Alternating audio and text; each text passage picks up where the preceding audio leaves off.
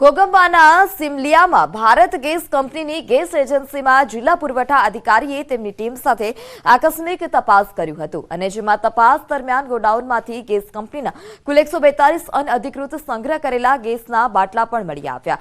તમામ જથ્થો જપ્ત કરી 10.21 લાખનો મુદ્દામાલ જપ્ત કરવામાં આવ્યો. તેમજ વધુ તપાસ કરતા 20થી વધુ ગેરરીતિ મળી આવી હતી, જે તમામ જથ્થો જપ્ત કરી એલપીજી ડિસ્ટ્રીબ્યુશન અને સપ્લાય ઓર્ડર અન્વયે જિલ્લા પુરવઠા અધિકારીએ વધુ તપાસ હાથ ધરી.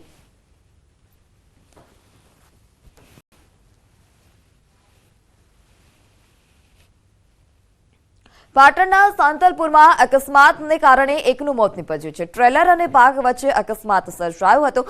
અકસ્માતમાં એકનું મોત નીપજ્યું છે, જ્યારે એકની હાલત ગંભીર છે. સીતાડા અને બાબરા વચ્ચે અકસ્માત સર્જાયો હતો.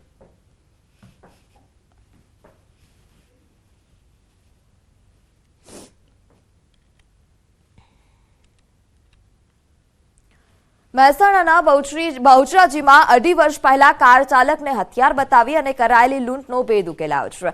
પોલીસે લૂંટ કરનાર 4 આરોપીની ધરપકડ કરી છે. આરોપીઓએ કાર આગળ સાયકલ મૂકી હતી, જ્યારે ચાલકે કાર રોકતા તેને તીક્ષ્ણ હથિયાર બતાવી અને કારમાં સવાર અન્ય વ્યક્તિ પાસેથી 2.5 લાખ રૂપિયા ભરેલી બેગ લઈ આરોપી ફરાર થયા હતા. સમગ્ર ઘટનામાં કારમાં સવાર વ્યક્તિને ઈજા પણ પહોંચી હતી. આરોપી પાસેથી 50,000 રોકડ સહિત બાઇક અને મોબાઈલ જપ્ત કરાયા છે.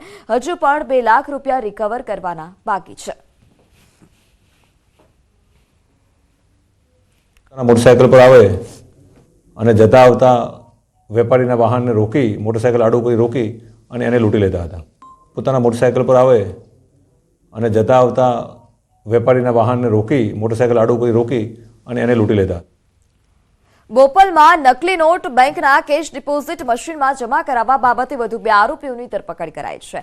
નકલી નોટના ષડયંત્રમાં થાઇલેન્ડનું કનેક્શન હોવાની પણ આશંકા વ્યક્ત કરાઈ. અગાઉ સીસીટીવીના આધારે નાણાં જમા કરાવનાર યુવકની ધરપકડ કરાઈ હતી અને જેની પૂછપરછમાં અન્ય એક આરોપીનું નામ પણ સામે આવ્યું છે. બીજા આરોપીની તપાસને આધારે વધુ એક નામ સામે આવ્યું હતું. આરોપીઓ આ નાણાં ઉછીના છે તથા અન્ય પાસેથી લીધેલા છે તેવું નિવેદન આપ્યું હતું અને જેના આધારે પોલીસે વધુ તપાસ પણ હાથ ધરી છે. તપાસ દરમિયાન નાણાં જમા કરવા આવેલો આરોપી વારંવાર થાઇલેન્ડ જતું હોવાનું પણ સામે આવ્યું. સમગ્ર ષડયંત્રમાં થાઇલેન્ડનું કનેક્શન હોય તેવી પોલીસ તરફથી શક્યતા વ્યક્ત કરાઈ છે. હાલ ઝડપાયેલા 3 લોકોના મોબાઈલ એફએસએલમાં તપાસ અર્થે મોકલાયા છે.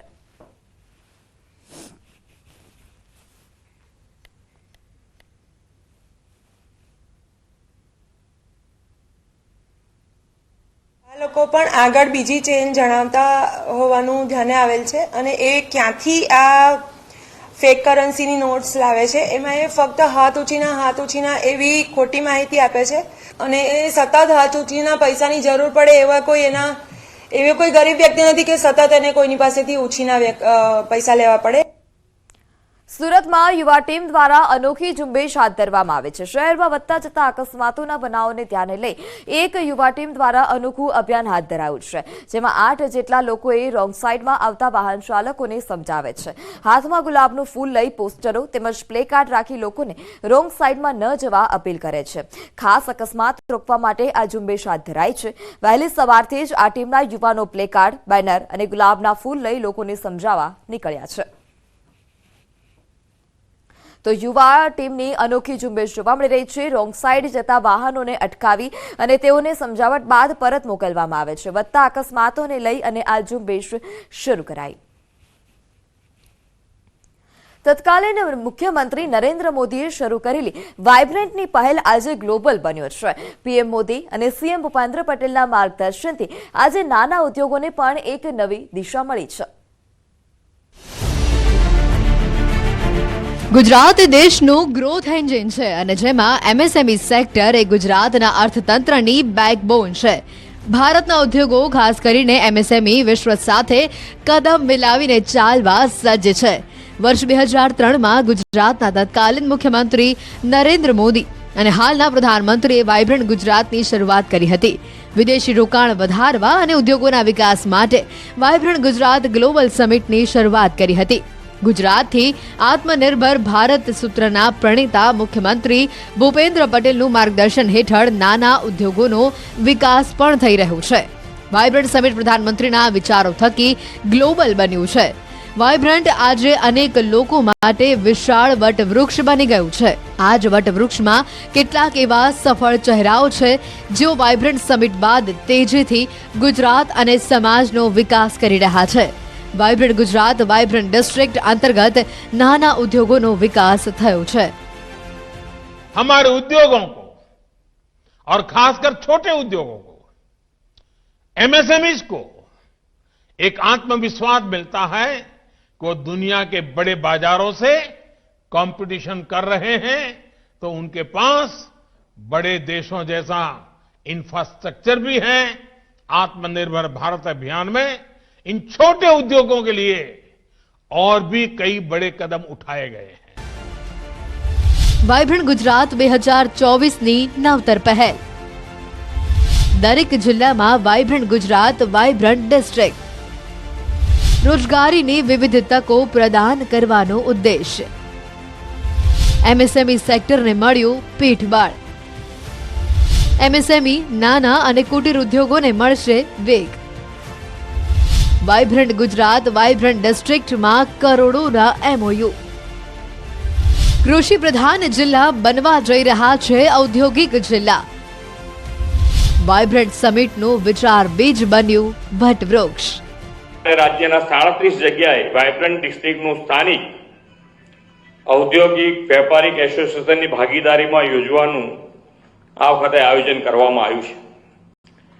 આ કાર્યક્રમમાં પ્રધાનમંત્રી વિશ્વકર્મા યોજનાના લાભાર્થી, MSME, startup, self help groups, મહિલા ઉદ્યોગ સાહસિકો, ખાદી ગ્રામોદ્યોગ, કુટીર ઉદ્યોગ વગેરેને સાંકળી લેવામાં આવશે.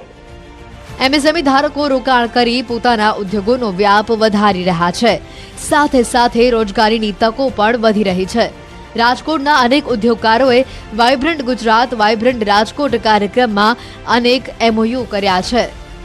જ્યારે રાજકોટ વાઇબ્રન્ટ કરેલું હતું ત્યારે અમારા એમ્પ્લોઈઝ જે હતા 160+ હતા.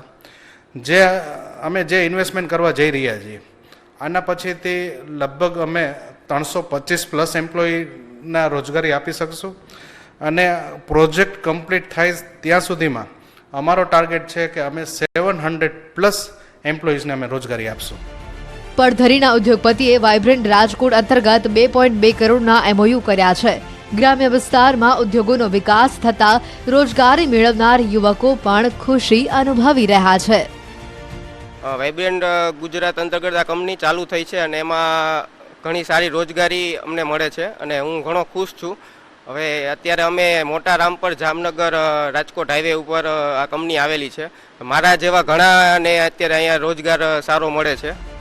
ગ્રામ્ય વિસ્તારમાં પણ રોજગારીની તકો વધશે અને ઉદ્યોગોની સાથે ગ્રામ્ય વિસ્તારનો પણ વિકાસ થઈ રહ્યો છે. ગુજરાત સાથે વાઇબ્રન્ટ ગુજરાતમાં એમઓયુ કરે છે 100 કરોડનો, જેથી કરી જે ગુજરાત ગવર્મેન્ટના અને પ્રધાનમંત્રીના જે આ અમારી પર્ટિક્યુલર ટોયઝ ઇન્ડસ્ટ્રી માટે જે ગવર્મેન્ટ તરફથી જે સપોર્ટ મળે છે, જેમાં અમને કેપિટલ સબસિડી અને ઇન્ટરેસ્ટ સબસિડીનો ફાયદો મળે છે. જે આ ખાસ કરીને અમારી ઇન્ડસ્ટ્રી એવી છે કે જેમાં લેબર ઇન્ટેન્સિવ ઇન્ડસ્ટ્રી છે, તો આજુબાજુના જે સ્કિલ લેબર અને અનસ્કિલ લેબર હોય આજુબાજુમાં સૌથી વધારે રોજગારીનું થઈ શકે, મળી શકે, આજુબાજુના ગામડાને એનો ફાયદો થઈ શકે. અને પર્ટિક્યુલરલી અમારી ઇન્ડસ્ટ્રીમાં અત્યારે 600 જેટલો સ્ટાફ છે. રાજકોટ નજીક મેટોડામાં આવેલી અદિતિ ટોયઝ ઇન્ડસ્ટ્રીઝ દ્વારા પણ સરકાર સાથે 100 કરોડના એમઓયુ કરવામાં આવ્યા છે. આ કરારથી કંપનીનો વ્યાપ વધતા